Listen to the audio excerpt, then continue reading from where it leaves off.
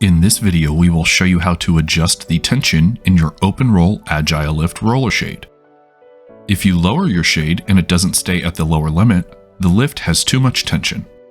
To remove tension, bring the bottom rail up from the back and around the roll into the room. If the shade is a reverse roll, move the bottom rail in the opposite direction. Do this 2 times, then test the shade. If there's still too much tension, repeat the process until the correct amount has been achieved.